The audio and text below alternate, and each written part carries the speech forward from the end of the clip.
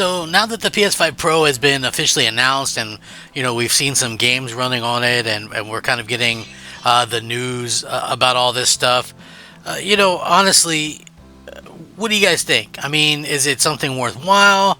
Is it something that you don't think will catch on? I'm very curious to hear what everybody feels about the PS5 Pro.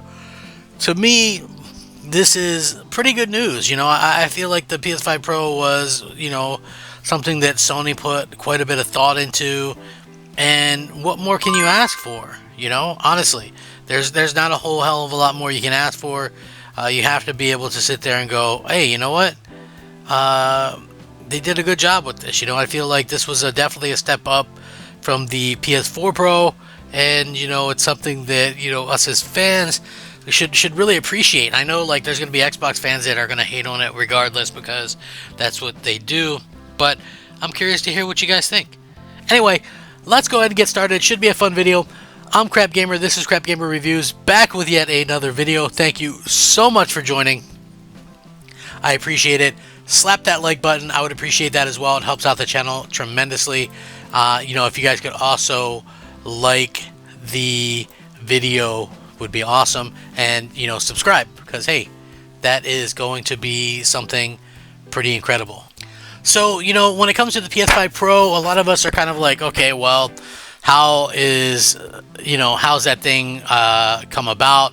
How long has it really been a thing? And now we sort of have an idea of how long it's actually been a thing, and maybe some of the benefits that we could be seeing from it as well. So PS5 Pro reportedly took about 2.5 years to develop, which is actually a pretty quick amount of time when you think about it. Usually, these things take multiple years to kind of come about. So we've been hearing about the potential PS5 Pro for a long time now. And if you think about it, honestly, okay, we've been hearing rumors about the PS5 Pro for multiple years already. So maybe not all the original rumors were original or whatever. But anyway, it's going to be releasing on November 7th, just in time for the holiday. And new reports from Insider Gaming has shared a bit of how it's really kind of got to this point. You have to kind of keep that in mind as we go forward, that, all this stuff kind of happens for a reason or whatever, and we're getting a good idea behind it. So they revealed it that despite initially receiving a ton of backlash due to its price point, the console has seemingly started to grow on people. Digital Foundry's fantastic Final Fantasy VII Rebirth comparison, which I did a video about, seems to be the catalyst to change people's minds, and by the community's reaction, was a far better way to show off the capabilities of the PlayStation 5 Pro in the first place. However, with comparisons and improvements aside, it's interesting to conclude the codename for PlayStation 5 Pro, which was Trinity, reports with the inside look at the development and when it actually started. To start, the air had needed to be cleared for a lot of rumors that have circulated in the community ever since the PlayStation 5 was revealed. The Pro has only had one SKU, and any rumors before April 22nd or April of 2022 are either educated guesses or, well, just made up. Trinity began with preliminary talks and discussions in Q1 of 2022, with the development processing starting in late April 2022, May 2022, and it's almost impossible to believe that anyone involved during these stages would leak. The PlayStation 5 Pro took 31 months to develop from start to release. Previously reported that the number to be 19 months, but it was mistakenly looked at another document. So 31 months from start to finish. With permission from sources, Insider Gaming has actually done a pretty nice job of listing the timeline with the PlayStation 5 Pro from its start to sort of the end. And it's very interesting to sort of hear the way that they've kind of handled this. And I got to say, it is super interesting. So while it's worth mentioning that every company has a variance on how things are done, there are a few times that terms and things that note a better explanation of what's being shown. And I'm going to link this so you guys can check it out. Photos are small tests of key concepts for in-development products. EVT stands for Engineer Validation Test. DVT stands for Design Validation Test. DQA stands for Data Quality Assessment. And AO stands for Common Stage Term in the chip design. So, again, when you look at this, 31 months is really not a ton, but still goes to show that, there was quite a bit of thought put into this, which, I feel is a really good thing. And, you know, I feel like Sony kind of nailed this one after, by the way, they kind of dropped the ball with the PS4 Pro.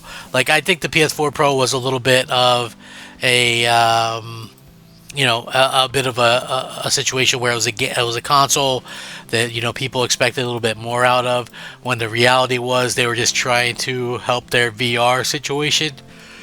Now, I'm not sure how much that thing is sold, the PS4 Pro anyway. Some people say it's sold 15, 20 million. I'd be shocked if it were that many, and I'm sure that the PS5 Pro will probably sell maybe not as much as that. But the interesting parts is we talked a little bit about the Final Fantasy VII game, and how that improves so much over the original base game or whatever. But with that being said, the interesting part to all of this thing, is that stuff like this news right here could be a huge selling point for some. Like the PS5 Pro Elden Ring looks like it could potentially run locked 60 frames. So one of the many improvements on the PS5 Pro brings the console, gaming a boost mode. Thanks to the improved GPU, older titles can get performance boosts without implementing a large update, and this could be true with Elden Ring, which struggles to maintain a 60 frames per second lock on the base PS5. With game boost, is potentially no longer an issue. In recent episode of Digital Foundry's Weekly, Richard Ledbetter basically broke down how the PS5 Pro will improve on its current base model. In one instance, Ledbetter attempted to simulate PS5's game boost mode with a PC sporting similar specs. Specifically, the test PC has an AMD Radeon 6800, which is similar to the GPU of the PS5 Pro, and the game tested was Elden Ring, which is known for very spotty performance on consoles. While his results weren't entirely favorable in the game's quality mode equivalent, he does suggest and hope that it'll run locked 60 frames in performance mode. Would it be locked 60 in quality mode? It would be great if it does, but perhaps not. The frame rate mode, though, that's still going to be there. You're still going to be able to access on PlayStation 5 Pro, and just the introduction of dynamic resolution scaling there should make a difference. It should get you to 60. Ledbetter does add that he assumes the game boost does actually utilize the full power of the PS5 Pro's upgraded GPU, and that the CPU isn't limited. Additionally, though, the test is using a PC with a similar build. This isn't a 100% accurate depiction of what the PS5 Pro's game boost can do. For what, we'll just have to kind of wait and see how things go with the launch. But, a lot of people are excited about, the future of this, and how, obviously games can look better, run better, and just kind of give, people a little bit of something to be excited about, again, when it comes to like hardware in general. So, I hope that that's something that they can continue to improve.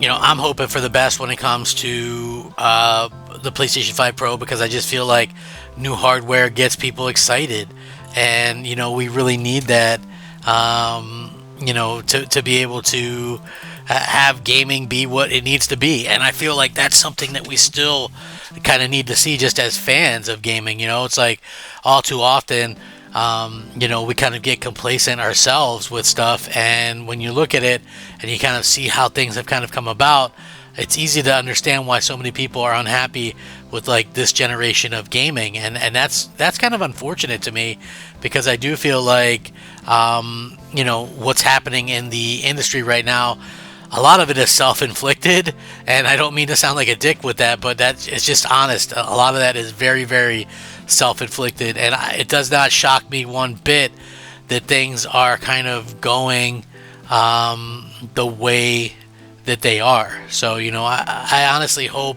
that they do kind of change the way that we've seen things, but I also just kind of hope that, people can be excited again for a change, because, it sucks kind of looking around and seeing how people aren't excited for, the consoles, and how people are just like kind of disrespected the consoles and almost hoping they die out or whatever. I'll never do that, man. I'm a console gamer. If consoles die out, then I'm done gaming, I guess, with the new stuff. I'll just play old stuff, which honestly would not bother me at this point, because apparently I'm not the modern audience. that a lot of these developers are going after. So, you know, we'll see. But anyway, let me know what you guys think. How do you feel about the PS5 Pro? Are you excited, ecstatic, indifferent? Sound off below. Rack 'em up, fact 'em up, crap gamer 'em up, crap gamer out.